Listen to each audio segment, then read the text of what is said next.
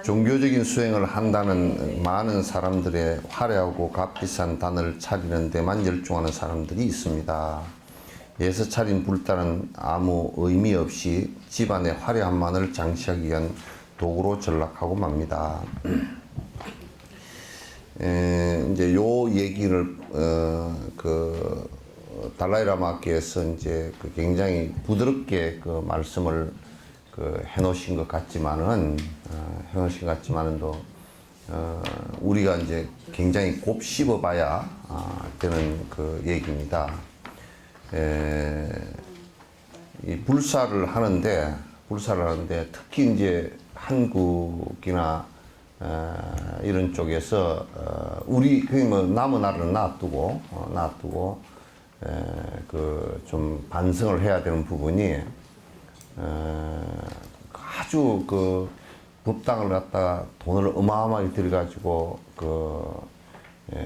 지어서 또는 절을 갖다 엄청나게 크게 짓는 데만 열중하고 그리고 무슨 화려한 단청에다가 또는 큰 나무들로 이렇게 지어서 짓는 데만 이렇게 열중을 하고 그래서 그 안에 실제적으로 그렇게 큰 것을 지어서 그 안에 수행을 해서 그 어떤 수행 공간으로 사용된 적이 있느냐면 없거든요. 이를테면 우리가 이제 몇 군데 지적을 이렇게 해보면 제주도에 가면 영화 촬영 세트 같은 저리 수백억을 들여서 해놨지만 거기 사람 한두 명 살고 있고 그 안에서 무슨 법이 있어서 그렇게 하면 모르지만 그렇지 않단 말이에요. 또 저는 대구 동화사에 큰 대불 모셔놨지만 대불이 그 모신 것이 수행하고 무슨 연관이 있겠는가 말이죠. 그래서 이제 종교적인 수행을 한다라는 것은 그 수행의 공간들도 무슨 화려하고 크고 또 동양 최대고 세계 제일이고 이제 이렇게 무엇을 갖다 하면 그거는 굉장히 문제가 커집니다. 그래서 우리가 이제 교회들 같은 경우도 막 크잖아요. 예수님이 예수님 앞으로 되어 있던 등기 있는 교회가 하나도 없었어. 당시는 이제 한 3년여 정도 말씀하시는 사이에 거의 동굴이거나 조그마한 집에 가서 했거나 설교를 했거나 그렇게 하지 그렇게 한 적이 없단 말이야. 그렇게 하라고 한 적도 없고 그래서 마치 교회에다 중세 때 교회에다가 수없이 헌금하면 천국 간다고 속여서 그렇게 수없이 엄청난 큰 교회들을 짓고 절들도 그와 비슷한 상황을 가지고서 크게만 지어서 그게 마치 영화 세트처럼 되어 있고 그렇게 되어 있는 모습들이 많아요. 그래서 그 안에 우리가 이제 사람도 역시 마찬가지야. 사람도 그냥 아주 비싼 옷을 입고 기금속을 치장을 하고 그런 사람은 속이 텅텅 비었단 말이야. 그래서 절만 때리 크게 지어놓고 큰 절만 자랑한다 그러면 적어도 자랑하는 것이 그게 큰 도인이 있거나 큰 법이 유통되는 것을 갖다 자랑을 해야지. 그래서 무슨 큰 집이다 또 오래된 집이다. 오래된 게 뭐가 그렇게 좋은가. 그런 것을 능사로 삼아서 결국 그런 것을 가지고 이제 장사치가 장사하는 것처럼 그렇게 이제 하는 것은 매우 어리석은 짓이고 종교적이다라는 말은 무슨 말이냐면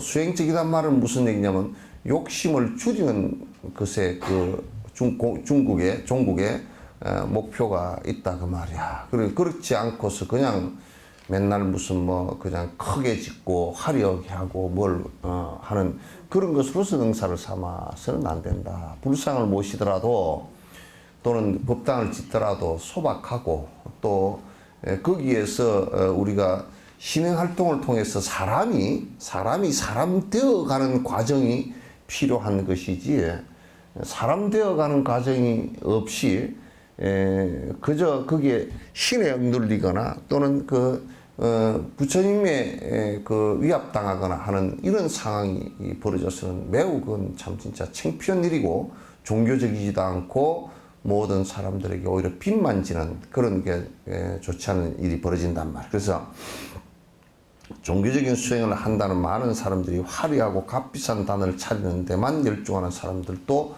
많이 있다. 이건 이제 달라이라마께서 인도 남부의 대붕에 큰 법당 지었을 때 내가 직접 참관을 해서 봤어. 보니까 당신이 거기서 법문을 법당이 그거는 막 한 2만 명, 3만 명씩 이제 법당을 공부를 대중법회를 하니까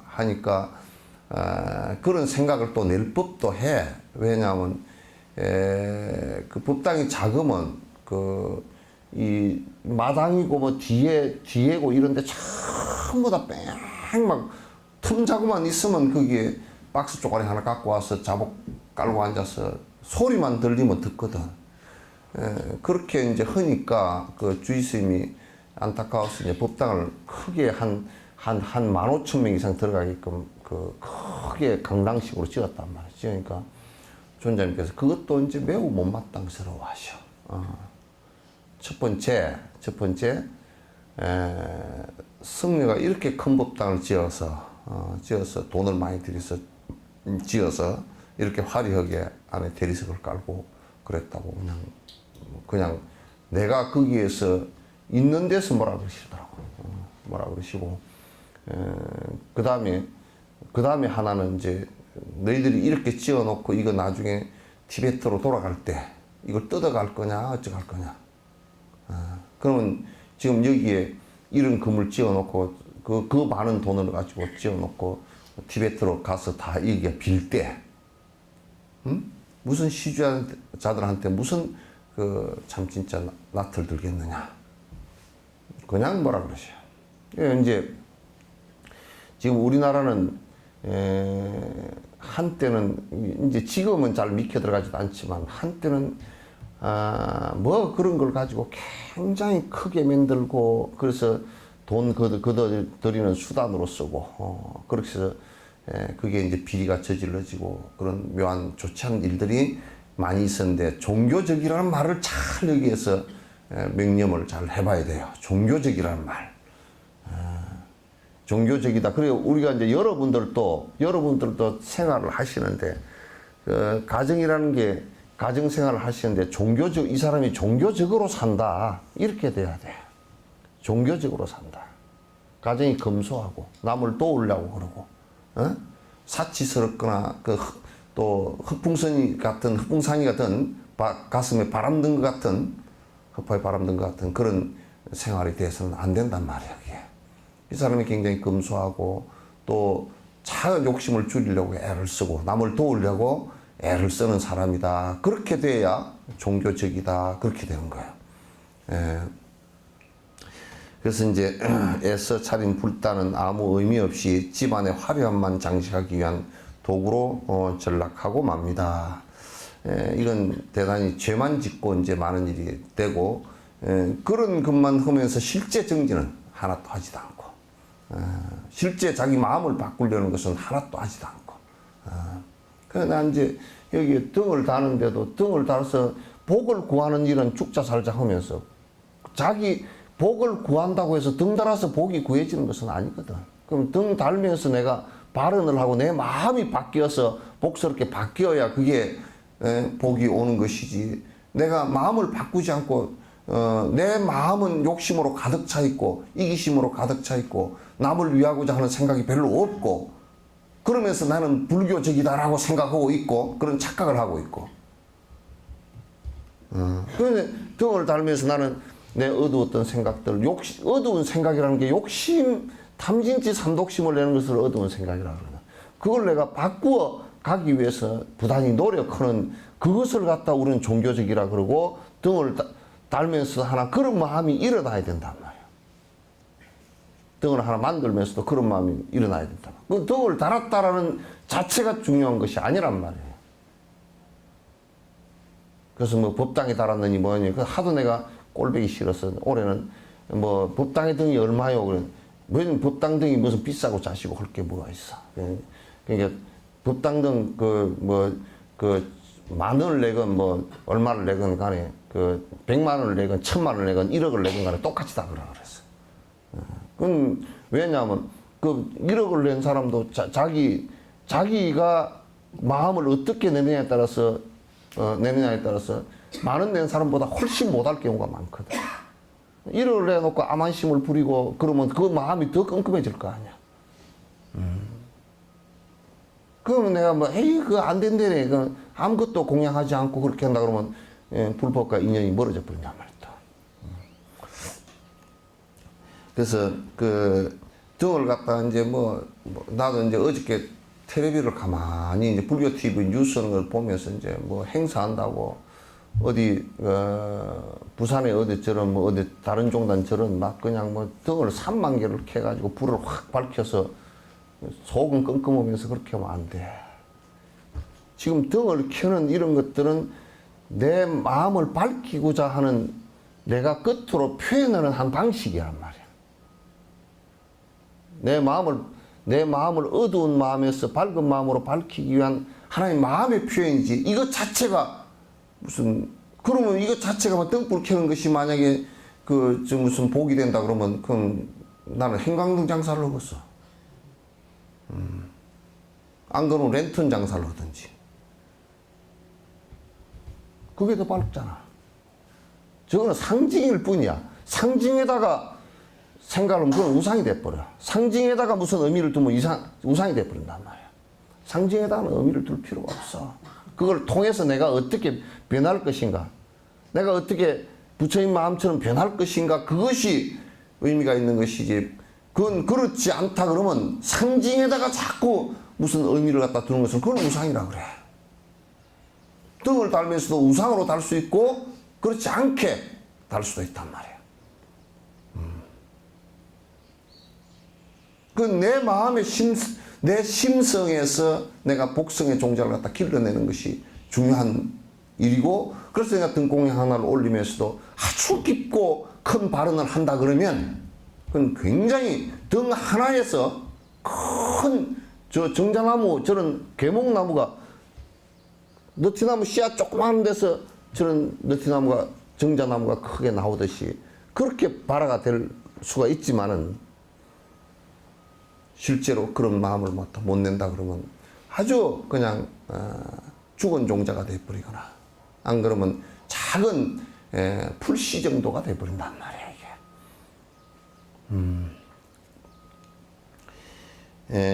적절하게 단을 꾸미려면 먼저 불법을 처음 펴신 서가모니 부처님을 상징하는 불상을 모십니다. 꼭 이제 이게 이제 불교가 여태까지 다른 어떤 무슨 유사 종교들이 불교에서는 잘 덜 일어난 것이 뭐냐면 항상 주 부처님이 이 사바세계에서는 교주가 불교는 한 사람밖에 없단 말이에요. 그런데 이제 대표적으로 이를테면 일본 같은데 일련정종이라 해서 창가학회라는 것이 있다고. 지금 여수에도 일련상가, 일련정종 사가 진단 초등학교 뒤에 있는 절이, 그 사람들이 얼마나 어리석었냐면 서가모니 부처님은 영업이 다 했고 일련정종 일련 이치렌 대사가 부처님이라는 거야. 그 하나 창종을 해버렸어. 창종이 아니라 새로운 종교를 하나 만들어버렸어. 창가학회. 그럼 불교가 아니거든, 그건. 그냥 사이비 종교란 말이야. 유사 종교란 말이야. 그래서 간세음보살님이나 문수보살님 이런 분들이 아무리 위대한 수행자라고 한다 손 치더라도, 용수보살 수행자라고 한다 손 치더라도, 당신이 간세음보살님도 한번 봐봐. 언제든지 여기에 화불, 당신이 본 스승으로 모시고 계신 분을 갖다 항상 나타낸단 말이야. 본 스승이라면. 그래서 이제 여러분 예불을 할 때 시아본사 나의 근본 스승인 서가모니 부처님의 어떤 상황을 하더라도 이를테면 간세모살님 한 분을 모실 때는 요 이마 정수리에 꼭 화불이 계셔야 돼.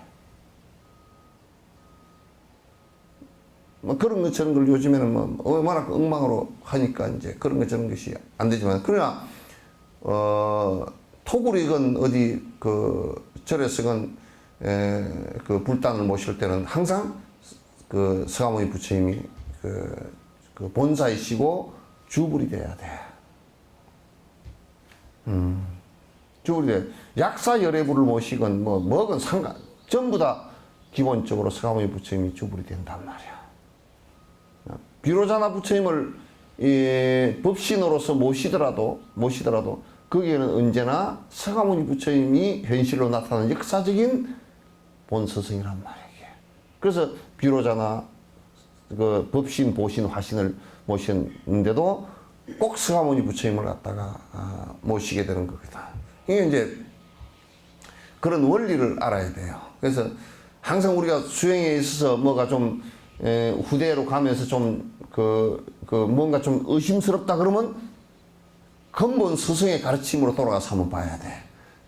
근본 서가모니 부처님께서 하신 말씀인가? 요걸 잘 안으로 들여다보면 서가모니 부처님께서 하신 말씀이 아니구나. 이를테면 서가모니 부처님께서는 영험이 다 하고 이제 이지련 대사가 기다리는 것은 경전 어디에도 없어. 그건 사기치는 일이란 말이야. 아주 말짱 사기라고. 그런 사람들은 만약에 토론을 나하고 벌인다 그러면 그건 한 5분도 안 돼서 그냥 막 내리고 내려가야 돼. 그 말도 안 되는 소리를 갖다가 하고 다니면서 그걸 갖다 종교라고 그렇게 하고 그렇게 사이비를 한단 말이야. 그래서 난 이제 비판을 내가 가까이 이렇게 친하고 그렇긴 하지만도 원불교도 원불교 그래서는 안 돼. 원불교는 소태산 씨가 부처라는 얘기인데 그걸 증거를 떼야 돼. 그렇게 하려고 그러면. 그건 불교가 아니야. 그럼. 불교라는 이름을 갖다 쓴 것은 그건 이름 도용이라고. 근데 그런 것을 갖다 기본적으로 갖추지 않으면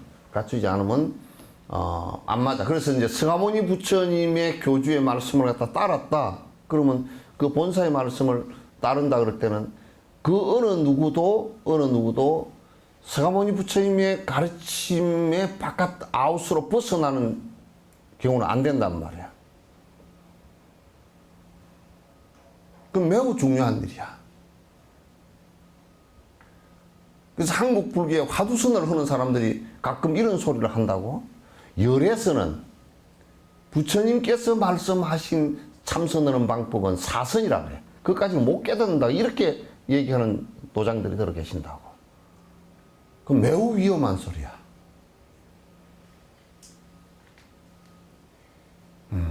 어째 열애선은 못 깼고 화두선은, 그럼 화두선은 부처님께서 말씀하신 바가 없는 것이란 말이에요. 중국에 와서 개발된 한 방법일 뿐이지.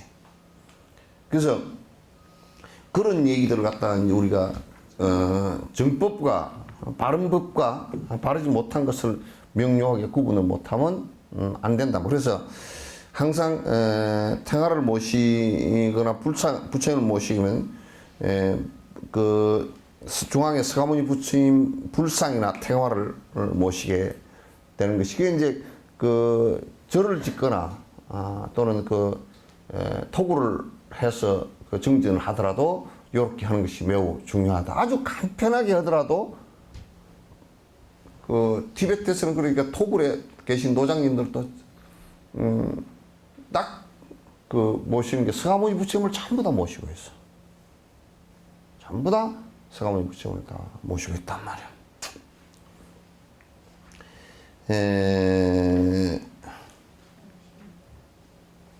불상을 모시는 또 가르침을 상징하는 경전들, 즉 지혜를 상징하는 반야경이나 보살의 삶을 상징하는 화엄경 등을 모실 수도 있습니다. 그러니까 불단에 이제 불상을 모시거나 태관을 모시고 경전을 모시는 것은 그 불법성 법보에 관한 얘기예요. 그래서 내가 언제든지 부처님의 가르침에 법에 고개 숙여서 내가 따르기를 원합니다라는 의미가 거기에 포함되어 있어요.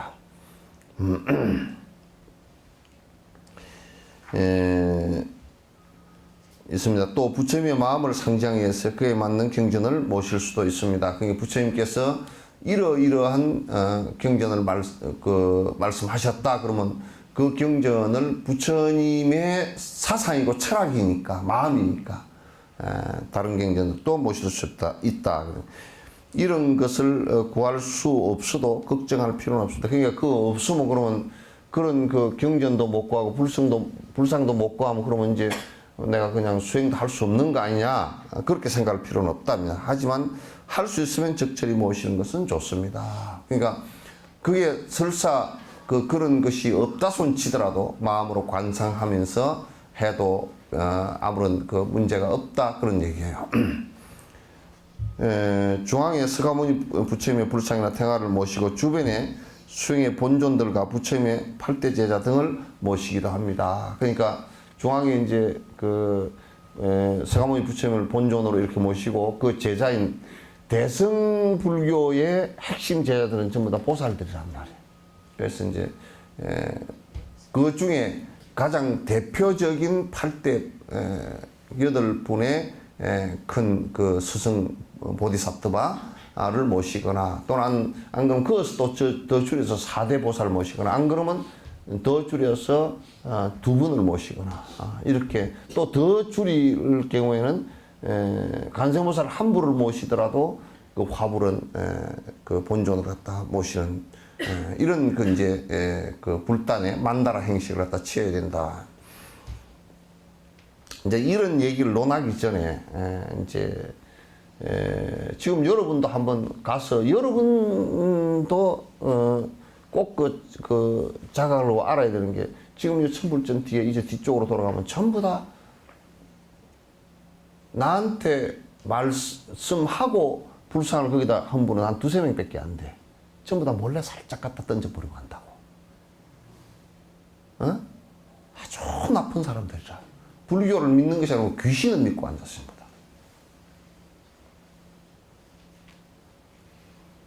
내가 존경하는 스승의 상을 갖다 모시고 내가 예경하고 그 스승을 갖다가 깊이 생각하는 것이 무엇이 어때서 그렇게 무식하고 그렇게 허망하고 그렇게 미신적인 생각을 가지고서 누가 손주가 뭐 할머니 절에 다니니까 불국사 갔다가 불상 한번 모셔다 드리면 그게 잘 됐건 못 됐건 그렇게 하면 참 너무너무 아직도 부처님을 귀신 무슨 목신처럼 생각하는 것 같아요. 그걸 모시고 있으면 무슨 집안이 뭐 문제가 생긴다며요. 그리고 또 그러니까 이제 그 무지함이라는 것은 이루 형언을 할 수가 없어. 그 뒤에다 지금 나중에 가면서 한번 돌아가면서 봐봐. 한 30구가 넘으니까.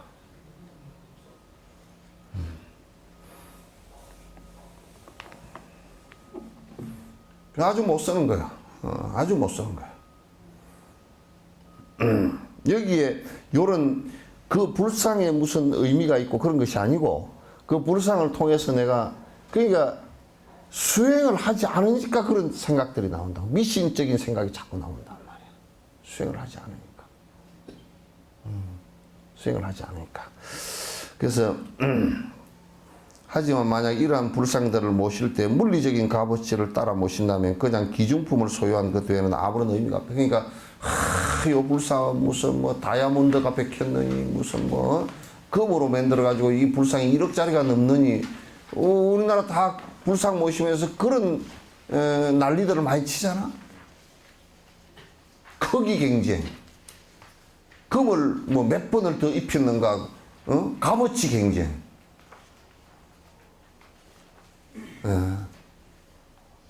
오만 상업적 기술들이 상업적인 그 참 진짜 욕망들이 붙어 있거나 또 안 그러면 미신적인 것이 붙어 있거나. 그래서 불상을 모시는데 기독교인들로부터 우상숭배한다거나, 귀신의 종합청사라고 비평을 듣는 건 마땅해, 어떤 때는. 하는 행태가 그러니까. 그런 행태들이 그렇게 한단 말이야.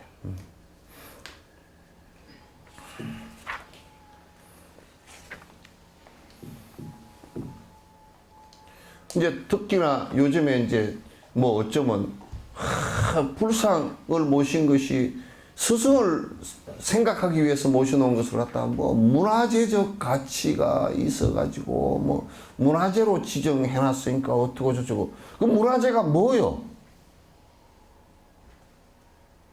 문화재가. 그거는 세속인들이 그냥 해야 될 일들이라. 우리가 해야 될 일은 아니라, 이게. 따라서 이런 목적과 의미를 잘 이해하고 순서에 맞게 단어를 잘 꾸미는 것이, 그 순서에 맞게 하는 게 중요하다, 그 말이지. 순서에 맞게. 그 절집안에 이렇게 이제 해놓은 데가 순서에 맞게 다 옛날 절들, 예, 요즘 절들 그 잘못 지어 놓은 것들 말고, 예? 옛날 절들 잘 지어 놓은 것들 보면 대웅전 위치, 대웅전 지붕 모양, 대웅전의 단층 모양, 또 그 다음에 그 다음 정각, 그 다음에 탁탁탁탁탁탁 그 순서를 맞춰서 나는. 요즘에는 뭐 그냥 뭐 거꾸로 되고 뒤집어 되고 뭐 엎어지고 뭐 그냥 엉망진창이지. 이게 이제 이를테면 법당을 짓더라도 그 절 안에 만다라를 구성할 때 법당을 짓더라도 법당과 그 다음에 상단, 중단, 하단 단의 위치에 따라, 그러니까 그거는 뭐 계급을 나타내기 위해서 한 게 아니라 스승을 윗자리에 모시는 관례란 말이야. 그래서 성하모니 부처님을 모신 그 법당은 그 전체 지면에서 조금 올라가게 만들고 제일 윗자리다 모시고, 그건 당연한 일이잖아. 그런데 이제 예를 든다 그러면 태안사를 내가 그 태안사에 있었던 지가 한 30몇 년 전인데, 거기에 올라가는 일주문 옆에 탑이 있었어요. 탑이 무너진 것을 갖다가 대웅전 앞에 옛날에 있던 탑인데, 그 무너진 거 수습해가 그쪽에다 이제 그 전쟁통에 무너진 걸 수습해서 그 밑에 일주문 옆에다가 수습해 놓은 거야. 탑이. 그런데 어느 날 또 가보니까 화장실 밑에 연못 위에다가 탑을 해놨더라고. 화장실 밑에다가. 그럼 불단 자체에 대해서 전체 무식해서 불단 꾸미는 건 좋잖아. 똥 누면서 또 부처님 사리탑을 보고. 오줌을 갖다 부처님 사리탑을 향해 싸게 싸게 만들어놨어. 그렇게 불단들을 모셔놓고서 부처님 탑이라는 게 그냥 조형물처럼 생각하는 것 같아. 그렇게 우리가 무식해졌어. 지금도 태안사 그 화장실 밑에 있어, 탑이. 가서 말을 갖다 하려니까 그냥 무식해서 말도 하기도 싫고, 해봤자 들을 것 같지도 않고, 그냥. 그건 원래 내가 그 있을 때는 그 대웅전 앞으로 옮기려고 그랬거든. 그 제 위치에 옮겨야 맞거든. 왜냐면 부처님 사리를 모신 것이니까, 부처님 사리가 안 들었어도 탑이라는 것은 부처님 상징이야. 부처님 위에 분은 탑이라고 하질 않아. 부처님 위에 분들은 그냥 돌아가셔서 사리가 나와서 모시다. 그럼 부도라는 말이 원래 탑이란 말인데, 부도라는 말로 따로 우리는 구분했다고.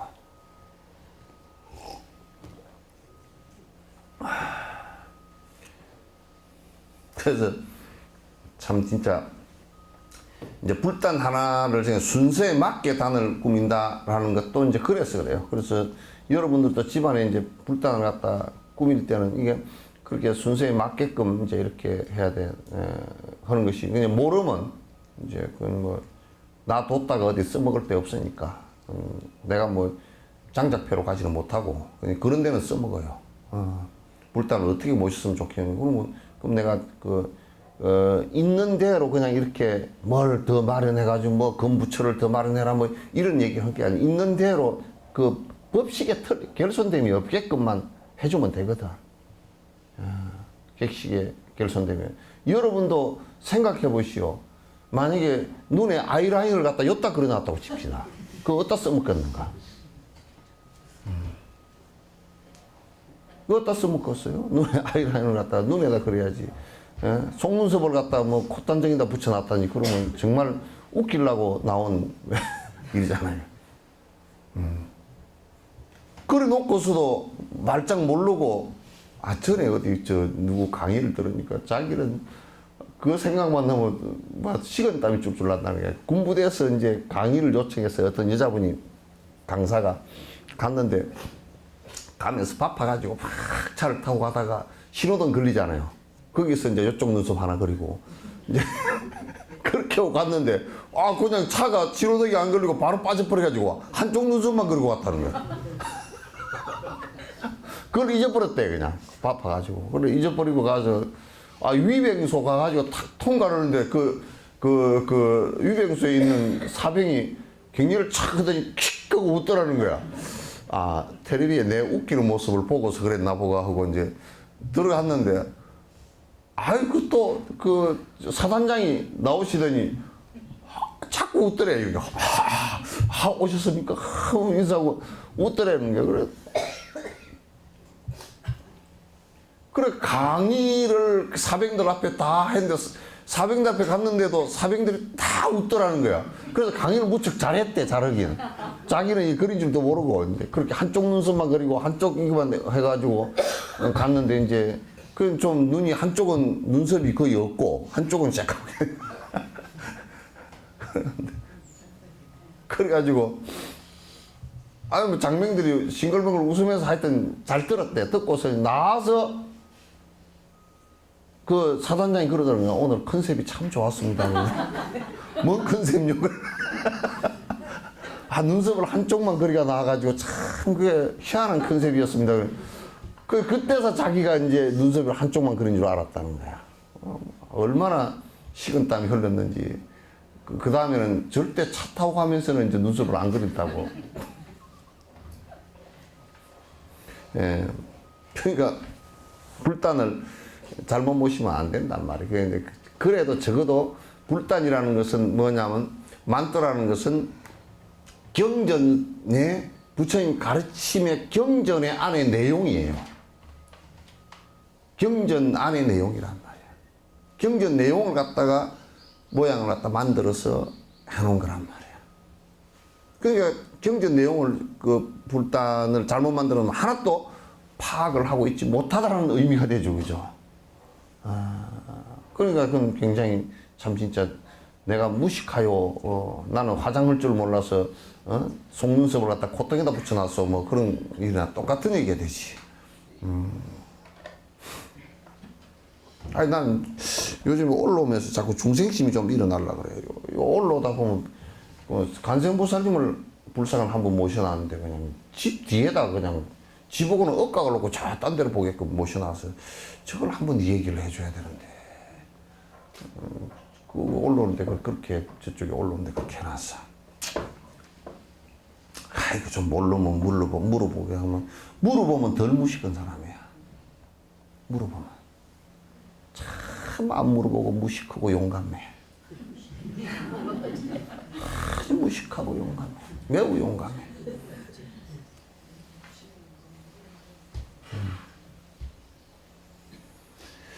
그렇게 이제 단어를 꾸미고, 그 뭐냐면 그 만트라를 꾸민다라는 얘기는, 그 불단을 꾸민다는 것은 내 마음 속의 불단이야. 그게 내 마음이 반영된 불단이고, 내가 또 그 불단을 통해서 부처님을 연상하기 위한 것이니까 결국 내가 틀리게 해놔놓으면 내 마음의 어느 한 부분에 결함이 생겨버린단 말이야. 내 마음에.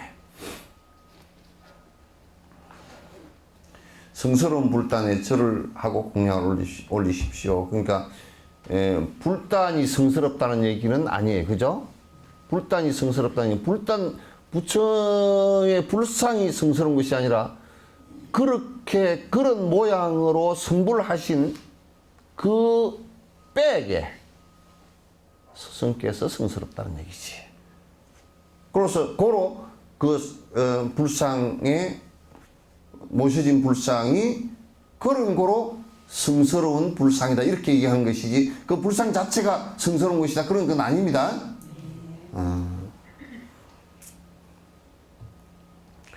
예, 공양을 올리십시오. 공양은 항상 청정한 것을 올려야 합니다. 왜냐하면, 여러분도, 이 등 공양을 올리건, 뭐, 앞에 맞이 공양을 올리건, 청정하다라는 것은 뭐냐면, 뭐 쌀을 올리라니까 청정한 쌀을 올린다고 깨끗이 씻어서 올리는, 물론 씻어서도 올리는 것은 물리적인 것은 맞겠지만은, 여기에서 청정하다라는 것은 두 가지 의미가 있어. 하나는 그 물건들이 욕망에 의해서 만들어진 물건이 아니어야 된다. 다시 얘기해서 도둑질을 한 돈이라든지, 사기를 친 돈이라든지, 또는 무슨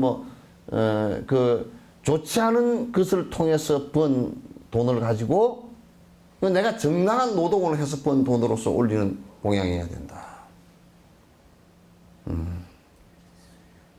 탈세를 한 돈을 가지고 이제 뭐 공양을 한다든지 이런 것은 옳지 않고, 그 다음에 그 공양을 올리면서 내가 욕망적인 것을 원하면서 내 욕망과 이 공양 올리는 것이 바꾸어졌으면 서로 바꾸려고 하는. 다시 옛날에 우리가 뭐 고무신 주고 여사 먹듯이 말이야. 내가 이만큼 공양을 올렸으니까 당신이 나한테 복을 줘야 돼요. 이런 식으로 생각하는 구복적인 것으로서 한다면 그건 더러운 공양이라. 그러면 그건 인과가 있는 공양이란 말이야. 스님들을 그런 밥을 먹이고 그런 옷을 입힌다 그러면 그건 매우 스님들한테 모독하는 일이라 하죠.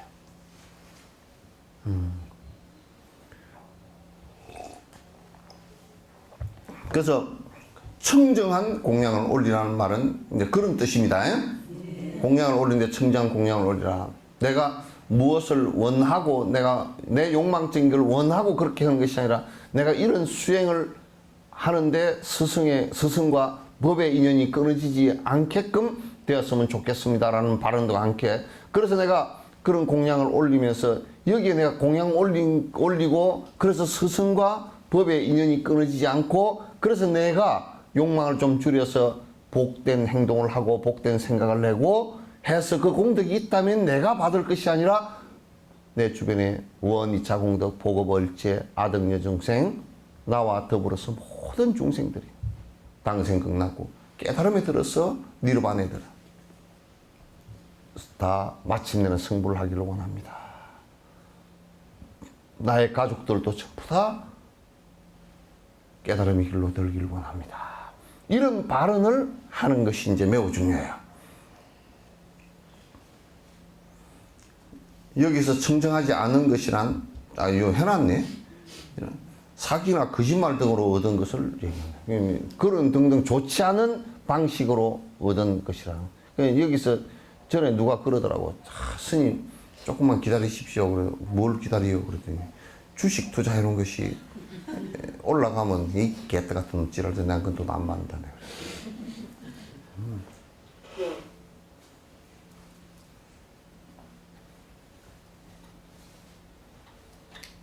스님 어제 땅을 사놨는데 땅이 좀 올라가면 시주를 좀 할 건데 그것도 안 받아. 그건 투기잖아. 가장 욕심이 없고 내가 가장 내 땀 흘려서 번 돈으로 그래야 그 시주가 정말 공양하는 것이 알진 공양이고 그래야 아무 조건 없이.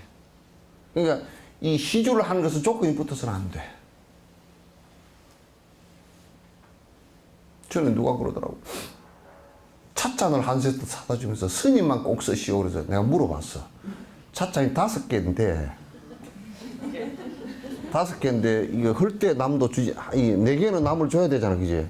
이게 찻잔 이렇게 줘야 되잖아. 그러면 그것도 하지 말까 그랬더니, 그거는 스님 알아서 하십시오.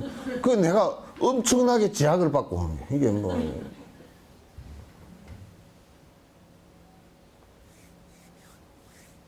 근데 그게 있으면 안 돼.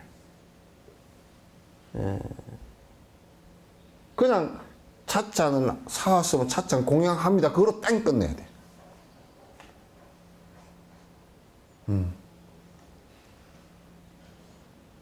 이건 스님 뭐 굉장히 좋은 거랍니다. 스님만 잡수시오. 그건 물론 나를 위해서 그런 말을 하는 것은 매우 내가 고맙게 생각하지만은, 그러나 그건 인과가 있어서 안 돼. 그래서 여러분들과 나는 정말 서로 이해관계에 의해서 만난 사람이 아니라는 것을 알아야 돼. 법다이 만나고 법다이 이 세상을 오고 가고 해야 될 사람들이라고. 그죠?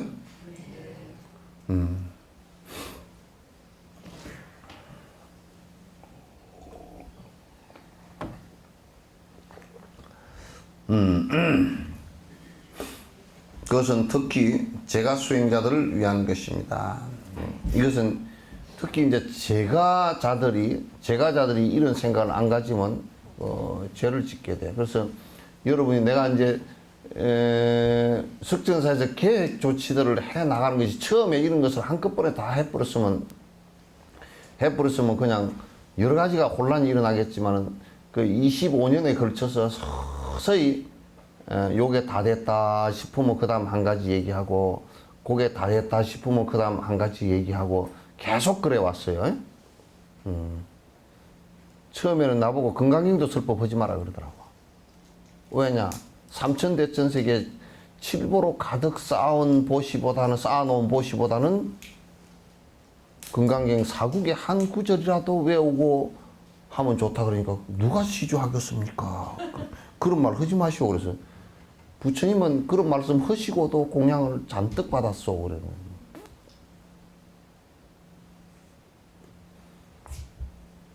그러니까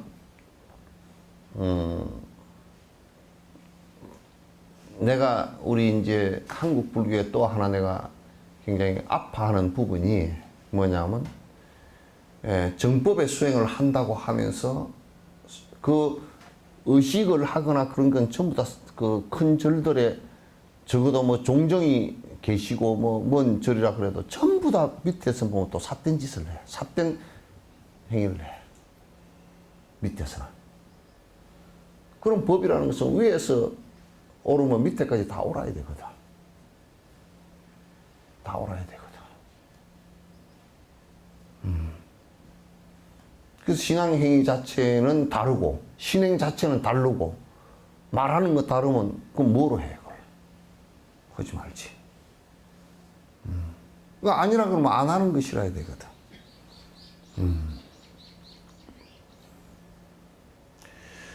경전이나 불상 또는 부처님의 사진을 개인의 이익이나 사업적 수단으로 활용한다면 잘못된 것입니다. 그러니까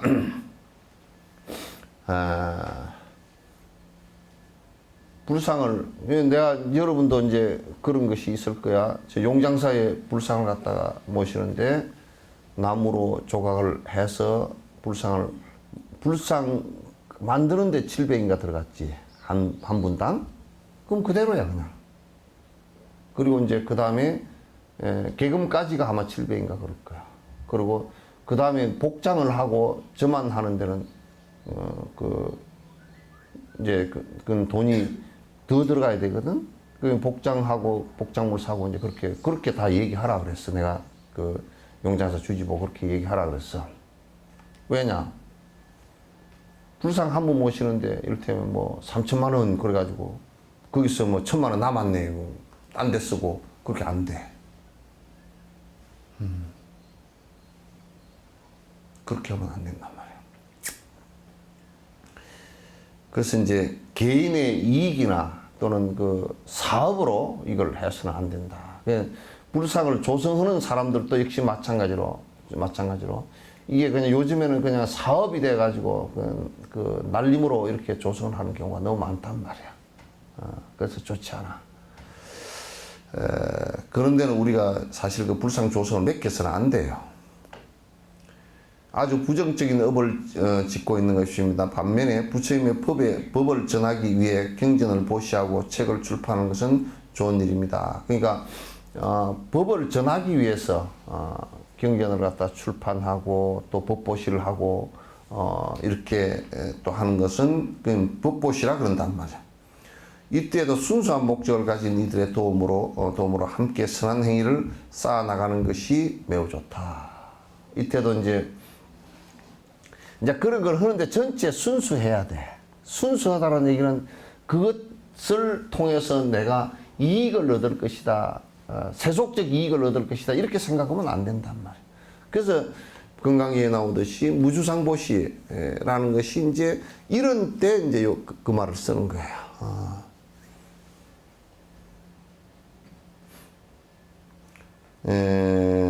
그만큼 청정한 것을 가려서 공양하는 것이 중요합니다. 티베트에서는 청수, 즉 맑은 물이나 버터 등을 공양 올리는 관습이 있습니다. 이 역시 바르게 존경심을 가지고 해야 됩니다. 달라이라마께서 그것도 일침을 해야 돼. 나서 저거 올리면 그냥 내 복 받는다 이렇게 올리지 마라 이게.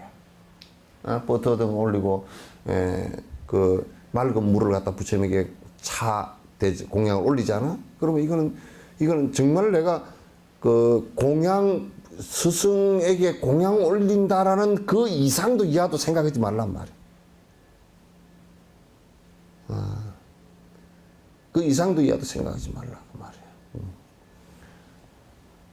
그 이상도 이하도 아니니까. 흥공의식을 갖다가 공양하는 의식을 수행할 때는 칠지작법, 칠지작법 얘기 다 들었죠? 칠지작법 해야 된다. 그러니까 내가 이제 이거 다시 다 여러분이 알고 있는 것 같지만 내가 다시 그 강조하건데 우리가 칠지작법 지자라는 게 일곱 가지 부처님께 공양 올리는 법이야. 스승께 공양 올리는 법이야. 그러니까 우리가 사시에 공양을 올릴 때도 이 일곱 가지 공양 올리는 법이에요, 이게. 그 안에 내용이 다 들어있어. 그 안에 내용이. 그래서 본인이 모시는 스승에게도 그렇게 공양할 생각을 갖는 것이 매우 중요하다 그 말이야. 그 매우 중요하다. 그래서 이제 여기에 첫 번째 정례지 있죠, 그죠? 정례지, 공양지, 참회지, 수의지, 권청법지, 소청주세지, 회양지 이 일곱 가지죠, 그죠?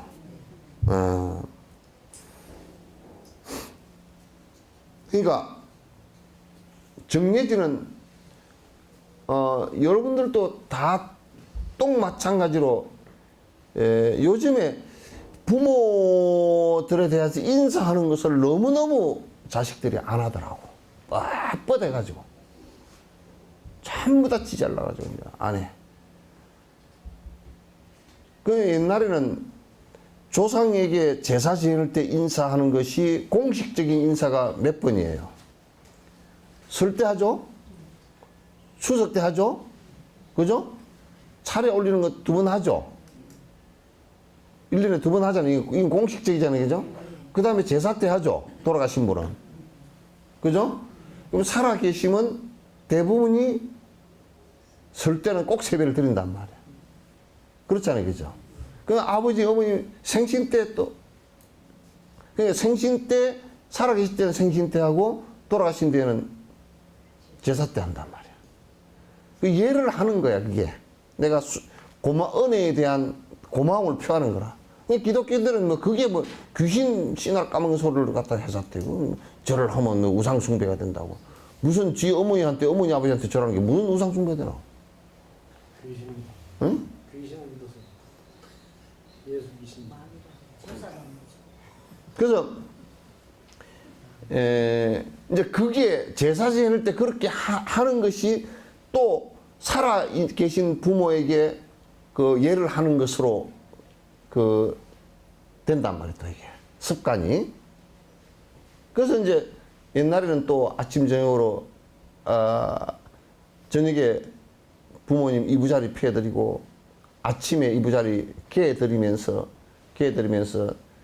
아침에 문안 드리고 저녁에 잘 주무시게끔 인사드리고 나오고 하는 요런 그까지는 안 하더라도 적어도 기본적인 예의는 바깥에 갔다 오면 어머님 돌아왔습니다. 아버님 제가 왔습니다 하고 말이라도 그렇게 해야 된다. 그런 것과 마찬가지로 스승들께 인사하는 이것이 왜 여기다 제일 첫 번째 하느냐면 제일 중요하고 제일 기본이기 때문에 하는 거야.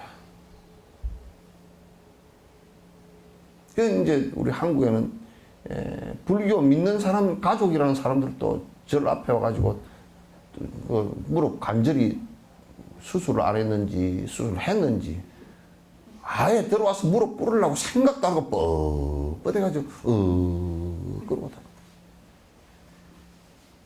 기본적으로 예행지도 못하니까 그 사람은 스승과 법에 연결이 될 수가 없어. 어떻게 연결되려?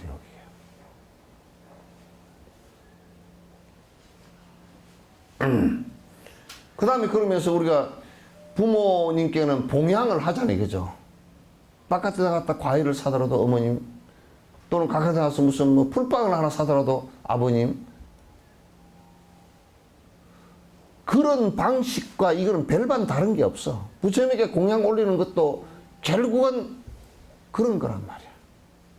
그 부처님께서 드시냐? 제사 때 그러면 무슨 귀신이 먹나 안 먹나? 누가 그러더라고 전에. 그 귀신론인데 제사 때 그 영가가 왔는지 안 왔는지 두 가지로 알 수가 있대. 하나는 질경이 있죠. 질경이. 예? 길가에 사는 질경이 있잖아요. 그 씨를 갖다 탁 훑어가지고 그걸 갖다 볶아서 짜가지고 기름을 받아가지고 질경이 씨가 기름이 거의 없거든. 그거 한 등장 캘라 그러면 아마 이게 아마 한 말 따도 안 돼. 질갱이 씨를 한 말 어떻게 딸 거야?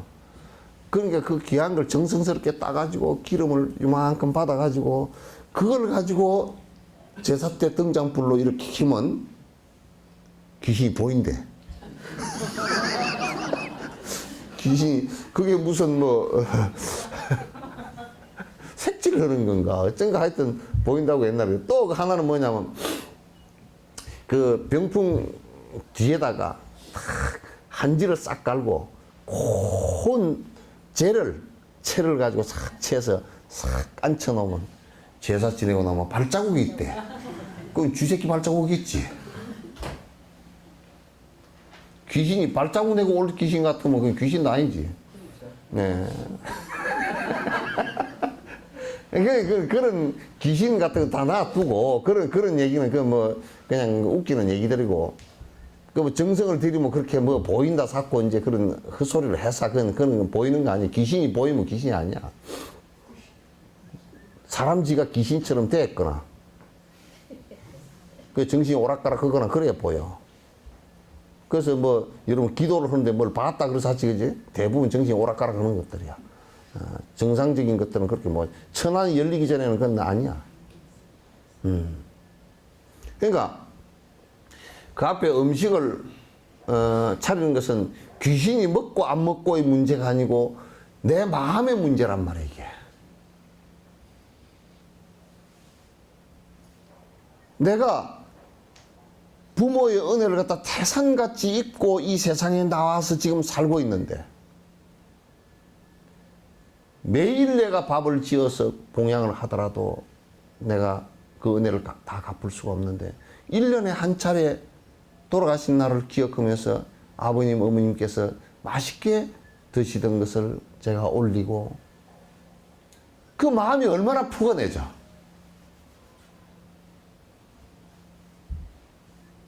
아이고 귀찮아 죽겠네. 그 시어머니, 시아버지 제사를 지내니까 영감탱이가 미우면 그것도 같이 미워져 가지고 그냥 내가 바빠 죽겠고 힘들어 죽겠고 늙어 죽겠고 그런데 그 코미디에 보면 아이고 죽겠다 그러면 간다 그러고 뭐 뒤에서 저승사자가 나오더만 그렇게 해서 죽겠다는 소리 하면 저승사자가 옆으로 싹 왔으면 좋겠어. 코미디에 개콘에 그거 있대. 그 뚱뚱한 사람이 아이고 팔이 아파 죽겠다 그러면 간다 그러고 저승사자가 쫙 나오더라고.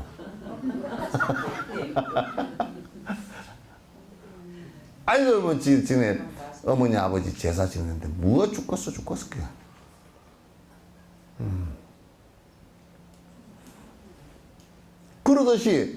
그러듯이 부모에게도 그렇게 봉양을 하는 것을 효라 그래.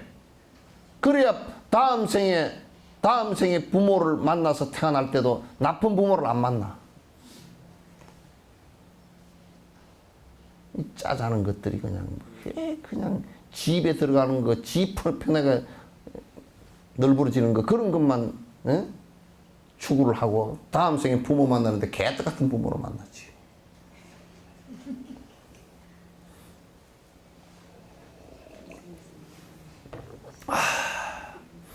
그래서 부처님께 공양하는 것도 잡숫고 잡숫지 않은 문제가 아니라 입불행론에서도 얘기했듯이 그거는 무슨 얘기냐면 나의 마음의 문제야. 내가 행복해지고 내가 풍요해져.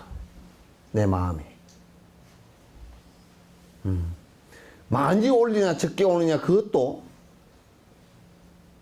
양의 문제가 아니고 내가 어떤 마음으로 올렸느냐. 내가 이를테면 애끼는 마음으로 인색해가지고 먹지도 않는데 요만큼만 올리면 되지. 그럼 지 마음의 문이 안 열리잖아. 지 마음의 문이, 그런 사람은 이거 먹지도 않는데 조금 올리지. 그런 사람은 어떤 생각을 하냐면 남이 와도 밥 한 끼 줄 생각을 못 내. 무슨 얘기인지 알겠죠? 그런 거 며느리로 얻으면 집구석 망해. 집 구석만 망하면 다행이게 집 전체가 다 망해.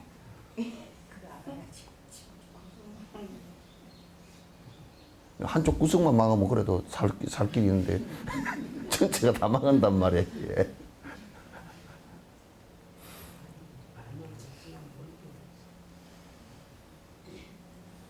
그게 부처님에게 공양 올릴 때 풍요한 마음으로 생각하고 올리라고. 내가 마음을 갖다가 좀 큼직하게 내고, 내가 과거에 큰 나에게 법의 은혜를 내려주신 스승님께 내가 공양 올립니다. 그렇게 하면 희한하게도 그런 것에 의해서 다음 생에도 이게 스승과 법의 인연이 자꾸 연결이 되죠. 그거 놓치지 말라는 거야. 왜냐하면 내가 인색해져 버리면 쌩 해가지고 딱 마음의 문이, 그쪽 문이 닫아져 버려. 그쪽 문이 닫아지는데 사실 요즘에는 뇌를 가지고 검사를 다 해보니까, 뇌의 움직임을 갖고 검사를 해보니까 그런 것도 다 드러나. 과학적 증명도 다 된단 말이야.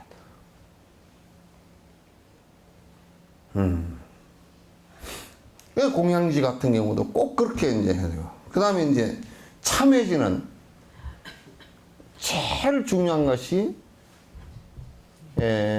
카톨릭에서는 고해성사 얘기하잖아요. 그죠? 고해성사인데, 근데 스승 앞에서는 무엇을 잘못한 것에 대한 자각을 하고 그것을 그렇게 하지 않겠다라는 내 참회가 있어야 돼. 부모님 앞에서, 부모님이 나무래기 전에, 또 혹시 부모가 나무래면 너 이거 이런 거 못 쓰겠다 그러면 예, 잘못했습니다. 그렇게 돼야 부모하고 정이 끊어지질 않아. 근데 우리가 이런 데 살면서도 내가 그렇게 하거든.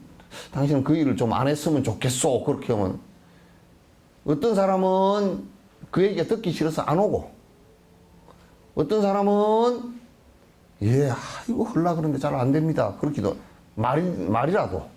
그러면 그 사람은 그래도 와. 또 어떤 사람은 그렇게 말하면 스님 내가 미처 몰랐는데 당장 내가 그만둬야 되겠습니다 하고 탁 끊는 사람을 내가 여수에서도 몇 사람 봤어. 그 사람은 내가 한 20, 30년 지켜보니까 삶이 그래도 자꾸 나아져. 술 먹지 마시오. 그러면 뭐라 그러냐면, 어떤 사람은 그런다고.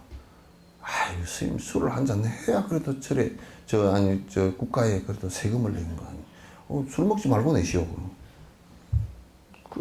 아이, 우리말에 그런 말 안 있습니까? 누이 좋고 매부 좋고 뭐 그런 말 안 있습니까? 그러니까 내 술 먹어서 좋고 세금 내서 좋고 그렇게 서로 좋은 일 아닙니까? 아니지. 나는 내가 보니까 술 먹어서 니 안 좋고 술 먹어서 니가 병나면 의료보험 들어가서 국가도 안 좋고 다 안 좋아. 가정도 안 좋고. 그렇게 얘기해주면 또 뭐 스트레스를 받는데 한 잔 먹어야 되고 뭐 어쩌고 저쩌고. 그래, 그렇게 하면 내가 극단적인 말까지 하지. 그렇게 해서 술 먹어서 간 다 나가고 그래서 죽을 때 한번 봐봐라. 죽을 때 그 소리 다시 안 하면 내가 죽는다. 죽을 때 그렇게 자신 있는 소리 안 하면 그때 살려주시오. 아이고 내가 술을 괜히 그때는 막 두드려 패놓을 거야.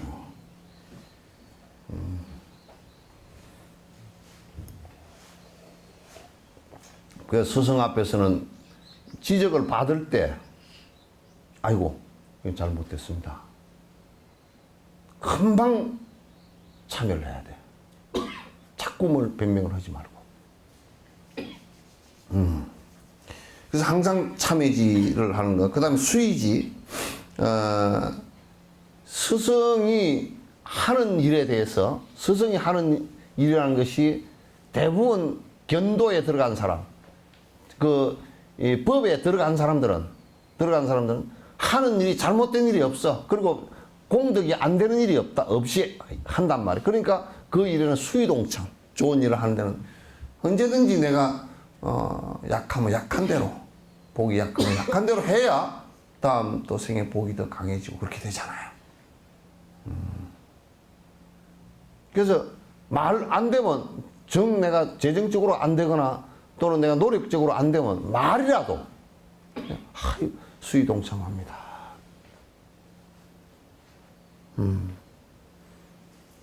저번에 내가 티벳 노스님 한 분이 같이 공양을 하면서 그래서 이제 스님께서 요즘에 한국에서 하시는 일이 뭐가 있습니까? 그래서 요즘에 뭘 하나 복지관을 하나 지금 노인들을 위해서 짓고 있습니다. 그렇게 얘기하니까 참 좋은 일입니다. 수의 찬탄하고 내가 박복해서 나라를 잃고 돈이 없어서 도와드리지 못하지만 그 일에 내가 수의 찬탄하고 참으로 좋습니다 하고 찬탄하고 다시 내가 마음으로라도 적극적으로 동참을 합니다. 내가 기도하겠습니다. 그렇게 되어져야 돼. 그렇게 되어져야 돼.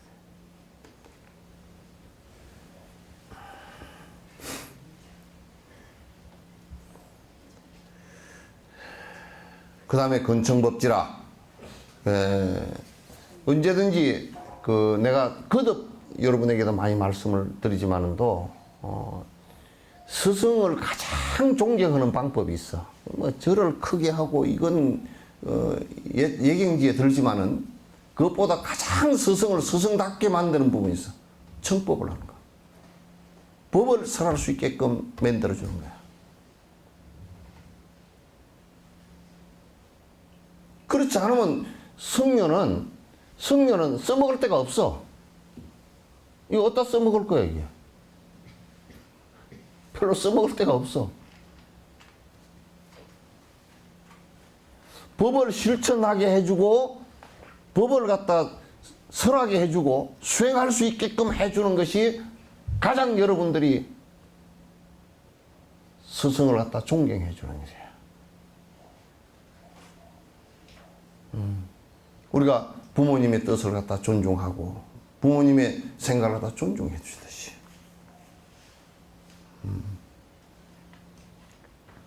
그래서 난 그런 농담을 내가 잘해. 지금은 누가 그런 전화를 하는 사람이 없어. 스님 절에 놀러 갈게요. 그러면 내가 꼭 그 얘기를 하지. 북깽가리 갖고 와라. 그래. 절에 놀러 오는 것이 아니야. 이건 공부하러 오는 것이지. 공부하고 공부 가운데 그게 기도도 들었고 참회법도 들었고 다 들었잖아요. 그죠? 법을 듣는 것도 들었고.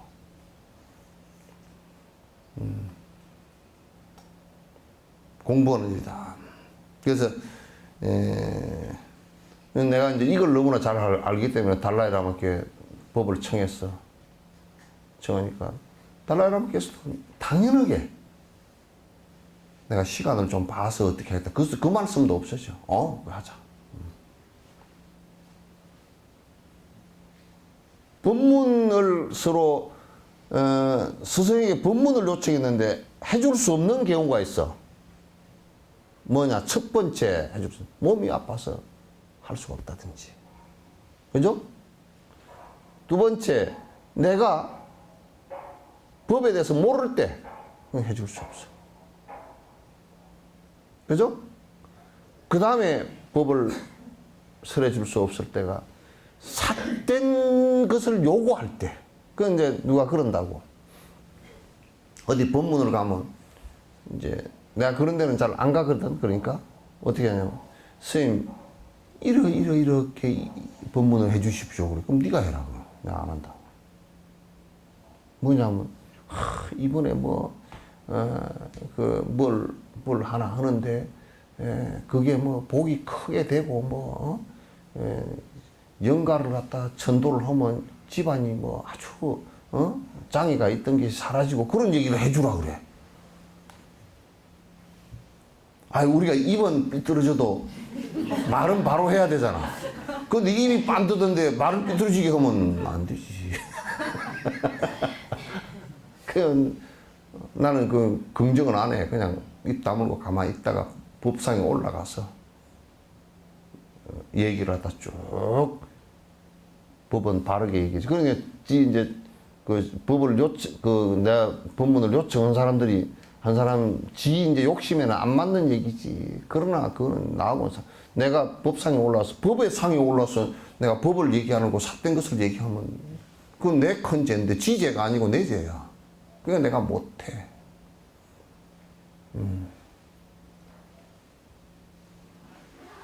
그런 건 안 된단 말이야.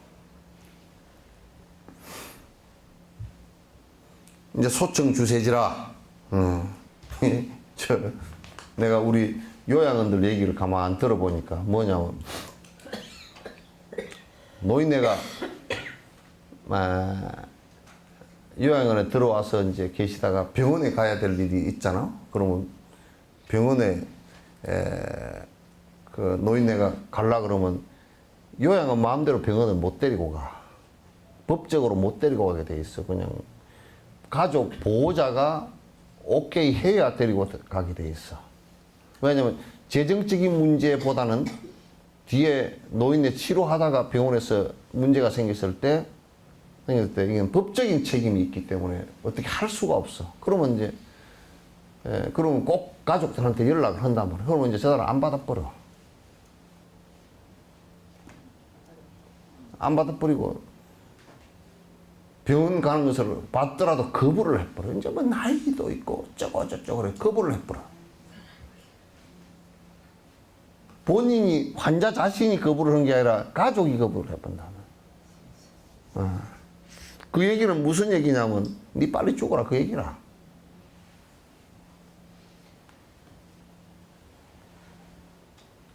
우리들 당견 속에 뭐가 있냐면 아이고 나이는 들었고 뭐 아파서 안 돼. 죽는 게 더 나을 것 같고 뭐 어쩌고 저쩌고. 그건 지 생각이지. 지 자식이 그렇게 한다 그러면 그건 철천지 원수로 삼으려고 그럴 거네. 또 안 맞는 얘기잖아요.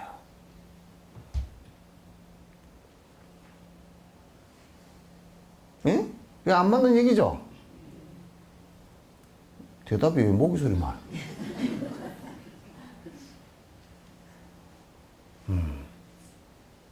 왜 안 맞는 얘기야? 그래서 부모님이 잠깐이라도 그게 아주 요즘에 아주 진짜 막 간다니까. 이 자식 새끼라는 게 돈에 눈독이 올라가지고 참 돈에 독이 올라가지고 돈 버는 데 내가 바빠서 돈 버는 것보다 몇천 억만 매 비교할 수 없을 정도로 소중한 것이 부모가 마지막 돌아가실 때 그래도 내가 보살펴 드릴 수 있는 뭐가 있어야 되잖아.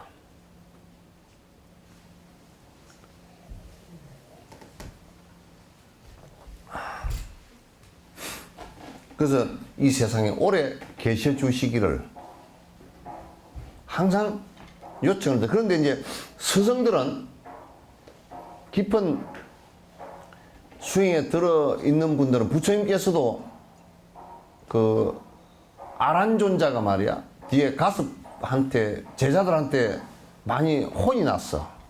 왜냐면 부처님께서 한 3개월 돌아가시기 3개월 전부터 내가 이제 가야 되겠다. 세상에 이제 할 일은 다 했다 하고 얘기할 때 왜 니는 더 계셔달라고 요청을 안 했느냐 그 말이야. 요청을 안 했어. 그래서 많이 혼났어.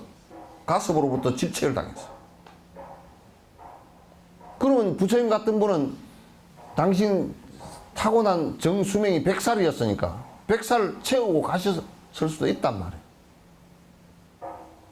조금이라도 더 계시는 게 부모님이 조금이라도 더 아파 누워 계시도 하루라도 더 계시다 돌아가시는 게 그게 자식된 도리 아닌가? 아니 그냥 늙었고 뭐 아이고 그래 그냥 그래 뭐 에이 이러고 말아. 저걸 놓고 미역국을 왜 먹었나 싶어.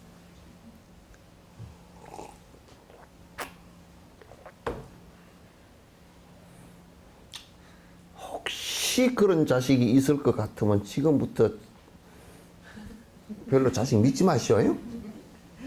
예? 그런 부분에 믿지 마.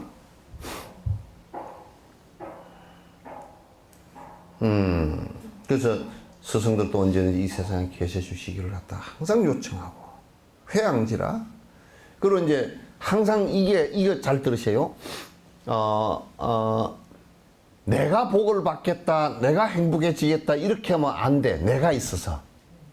그럼 뭐냐면 내가 지금 기도를 하고 내가 지금 보시를 하고 내가 지금 수없이 칠지공양을 하고 이러더라도 여기에 공덕이 있다면 이제 그래서 공덕이 있다면 스님들도 기도를 하다가 공양을 올리고 이 공덕이 있다면 여러 중생 이런 중생들이 모두 다 행복하소서. 그게 축원이야. 회양하는 거야. 근데 축원이 목적이 돼버리면 부어가 목적어가 되면 안 된단 말이야 이게. 축원이 목적이 돼버리면 안 된다고. 다시 얘기해서 항상 내가 수행하고 하는 이 공덕은 모든 중생에게 돌아갔으면 좋겠다.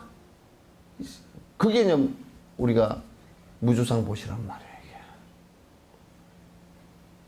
이 7가지를 갖다가 항상 스승을 향해서 내가 끊임없이 한다. 건강경에서 공양성사라는 말이 있다. 공양을 해서 끊어지지 않고 계속 이어졌다. 역대 모든 스승과 부처님께 공양을 해서 끊어지지 않고 계속 이어지고 지금 이어졌다 그런 얘기예요. 그래서 이 7가지이거든요. 7가지를 갖다가 항상 여러분이 깊이 생각을 하고 이번에 초파일날 같은 부처님 생일날 부처님에게 공양 올리고 내가 이 지금 칠지공양 7가지 공양하는 날이란 말이에요. 이 날이. 나도 역시 마찬가지로 부처님 오신 날 부처님에게 등공양 올리고 모든 분들에게 법공양 올리고 하는 것이 내 의무라면 주지로서의 의무라고.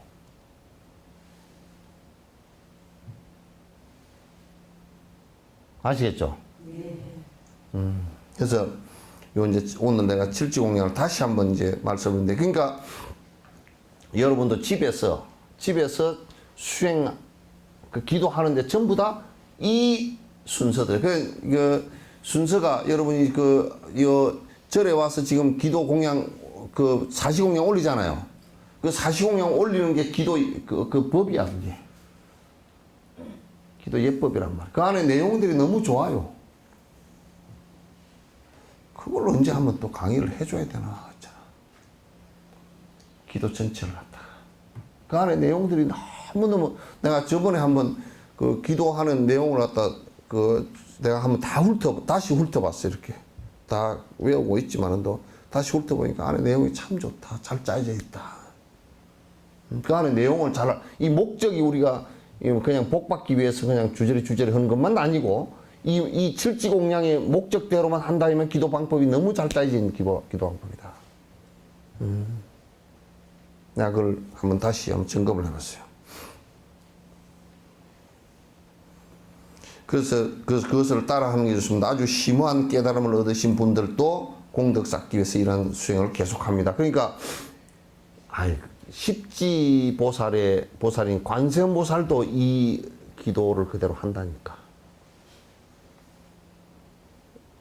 십지보살인 관세음보살님도 이 7가지 공양법을 갖다가 쉬지 않고 한다니까. 부처될 때까지 쉬지 않고 하는 것이 이 기도법이란 말이야.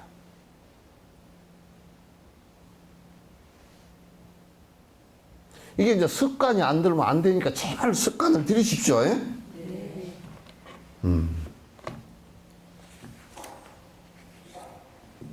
이제 좀 뒤에 이제 방 가보자. 비로자나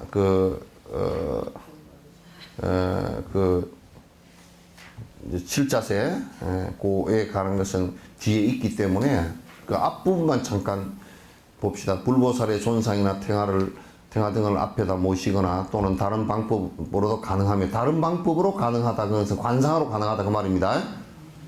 그들에게 정성껏 헌공 찬탄하고 나서 자신의 허물을 참여한 다음 일체 중생의 공덕을 따라서 향수해야 합니다. 일체 중생의 공덕을 갖다 이제 그렇게 찬양하고 일체 중생에게 다 회양하고자 하는 생각을 가져야 된다. 수행자는 먼저 칠지작법을 행하는 것이 중요하다. 이 7가지 그 공양법을 행하는 것이 수행의 가장 기초다 그 말이지. 꼭 해야 되는 일이다. 여러분도 집에서 이걸 꼭 해야 되는 일이야. 이제 이걸 하다가 보면 여러분이 점점 내가 이제 부처님을 향한 간절한 생각이, 또 스승을 향한 간절한 생각이 일어나는구나, 그것을 이제 알 수가 있을 거예요. 질문이 하나 들었어요. 스님, 법문 중 잠도 번뇌라고 하신 말씀에 이해되지 않아 말씀을 올립니다. 스님들께서 주무시지 않는 기간이 있는지요? 혹 용맹정진 혹은 참선방에서 하시는지요? 잠 안 자고 하는 성철 스님께서 8년간 주무시지 않았다는 말씀에 저는 충격이었습니다. 용맹정진 하루 이틀은 가능하겠지요. 건강하신 분들도 일주일 정도 가능할지 의문입니다. 스님 말씀 문득문득 생각나면 저도 모르게 어떻게 될까, 어떤 방법, 어떤 훈련을 해야 될까, 도를 이루면 저절로 될까, 여러 가지 생각이 해결 없는 망상이 떠올라서 글 올립니다. 이게 이제 우선 이제 요 잠을 안 자도 되는 경계는 초선정 이상 든 사람이라 돼요. 초선정 이상 든 사람이라 되니까 아무나 하면 되질 않아요. 죽습니다. 일타 스님께서 전에 성철 스님께서 안 주무시고 정진을 하시니까 이게 니만 하냐 나도 한다 그러고 했다가 앰뷸런스 와서 실려 나갔어. 그게 안 되거든요. 그러니까 이제 우선 그 경계가 지나가야, 초선정의 경계가 지나가야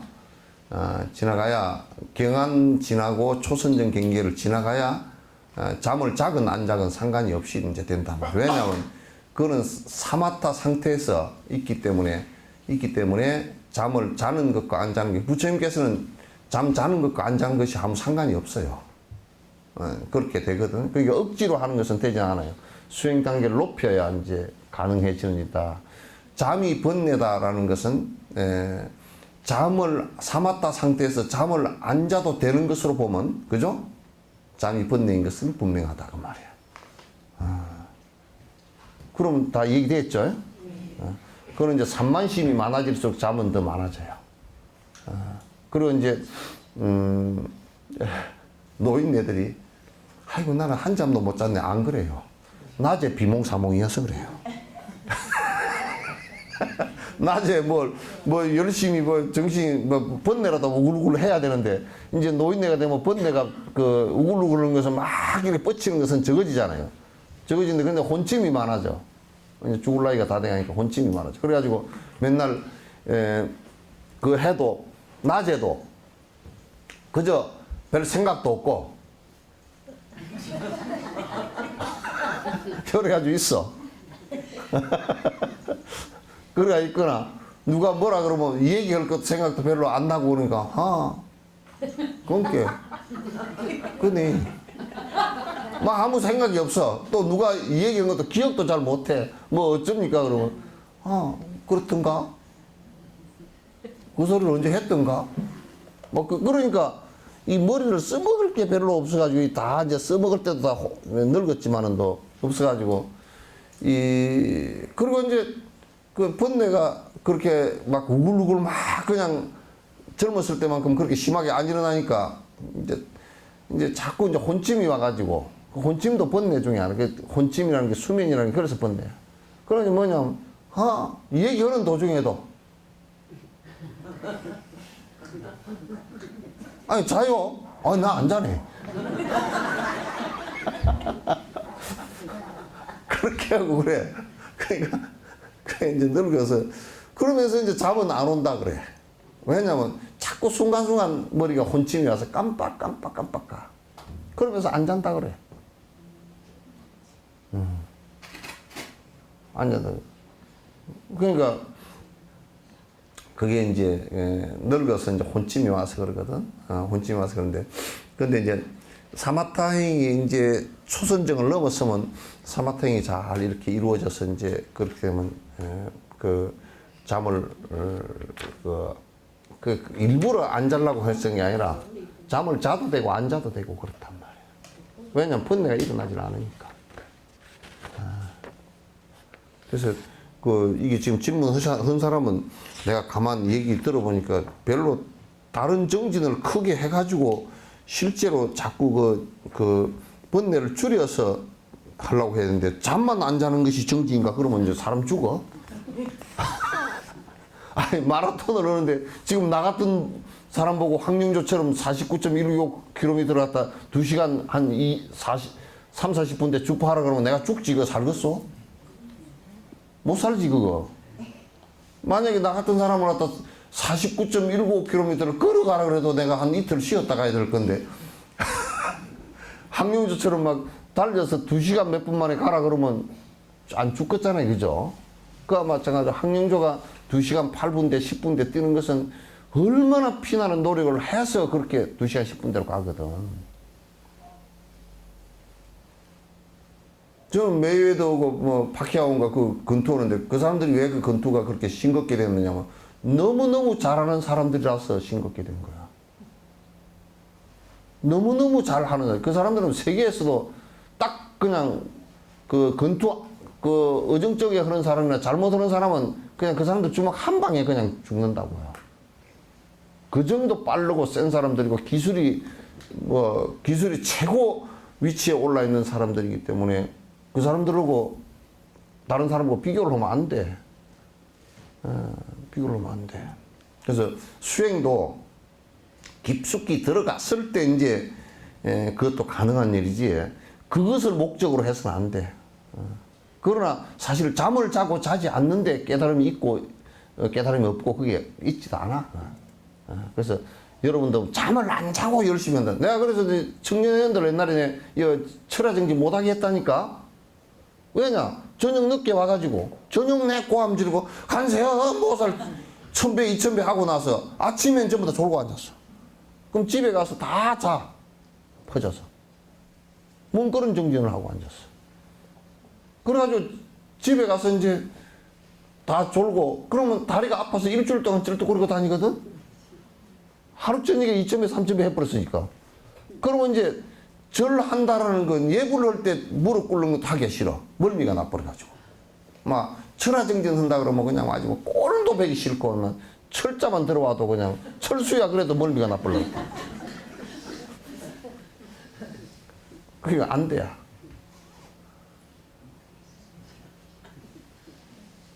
그게 안 됩니다. 그렇게 하면 안 돼요. 그러니까, 요 질문 하시는 분이, 네, 충분히 이해를 하겠는데, 그러나 잠을 안 자는 것을 능사로 삼아서 안 되고, 잠을 하루에 한, 달라이라마께서 그러시더라고. 누가 질문을 했는가? 그러면, 난 8시간 자. 일찍 자. 저녁에 한 9시 정도 탁 되면 주무시고, 그 대신에 이제 1시나 2시 되면 일어나시고, 뭐, 잘 때는 또 많이 피곤할 때는 8시간 주무 저녁을 갖다 잡수시는 게 5시 정도 잡수시는 것 같고, 얼마 안 돼서 8시나 9시 되면 주무시고, 8시, 9시, 10시, 11시, 12시, 1시, 2시, 그럼 한 6, 7시간 정도 이제 주무시고, 딱, 근데 당신 나한테 하신 말씀이 있어. 그렇게 일찍 일어나십니까? 그랬더니, 그 대신 낮에 내가 시간을 못 내니까, 새벽에 정진하기 위해서 이제, 새벽 4시간을 오롯이 갖기 위해서 그렇게 하신다고. 그렇게 이제 말씀을 하시더라고요. 그러나 잠은 푹 잠을 잘 주무십니까? 그리고, 잠을 한 번도 안 깨고 주무신다고.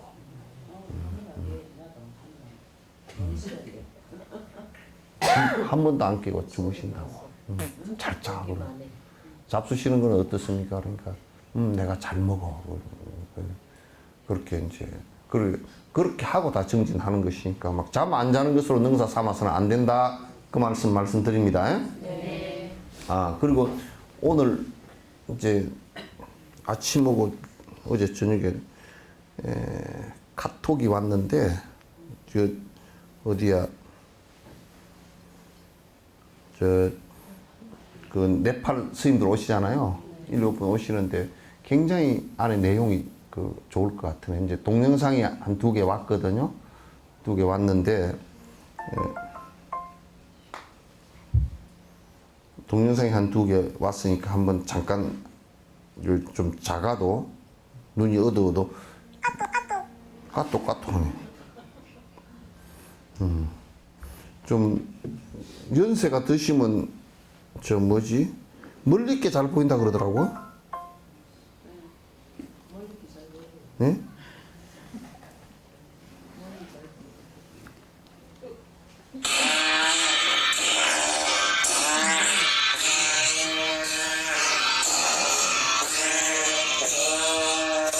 이게 보여요? 네? 아니요, 이제 가맹충이에요.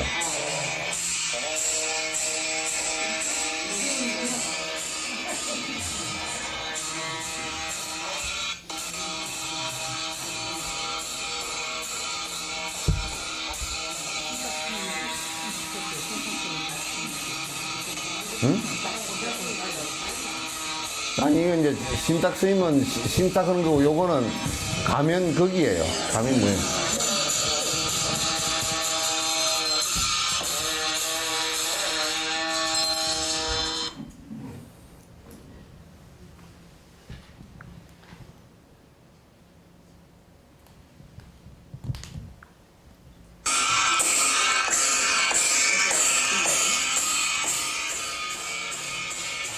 네, 이렇게.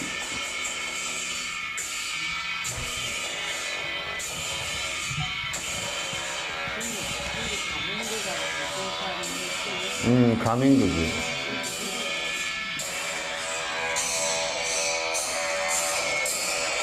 보여요?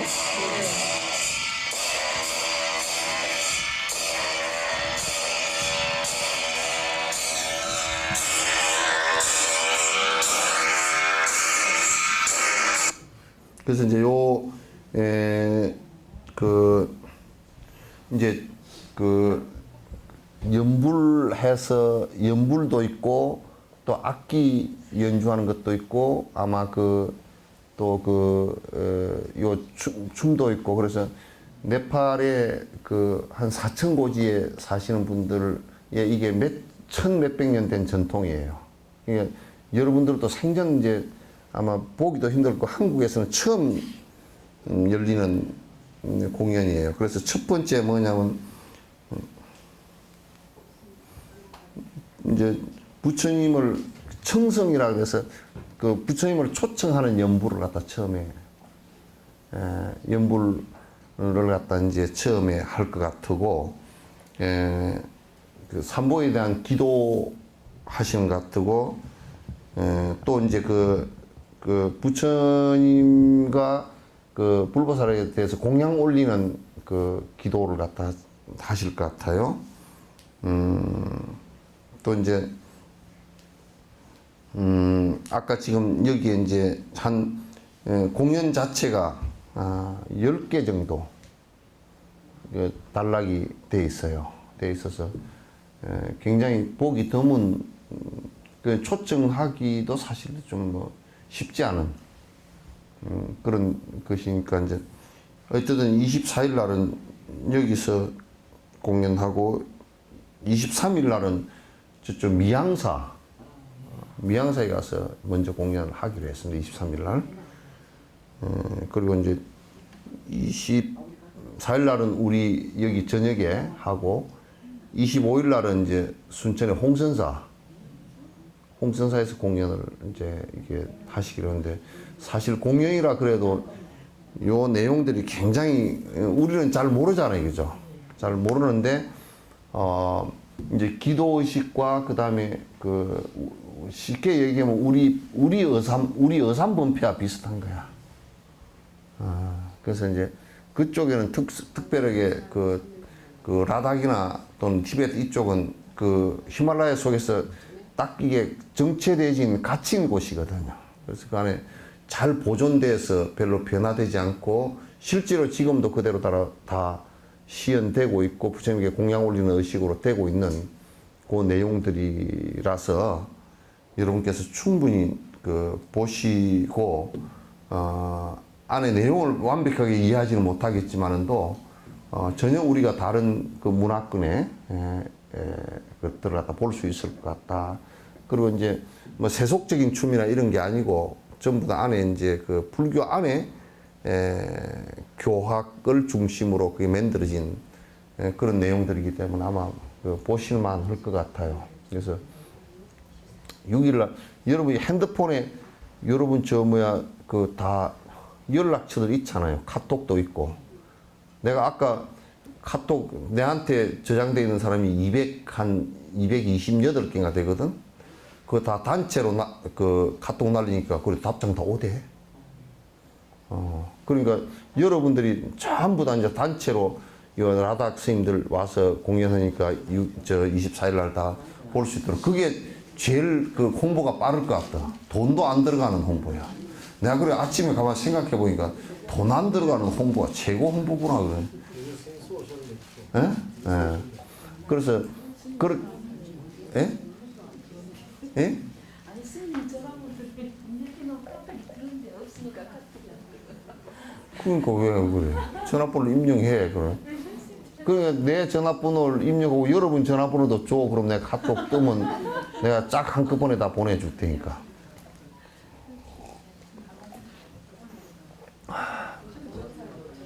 예?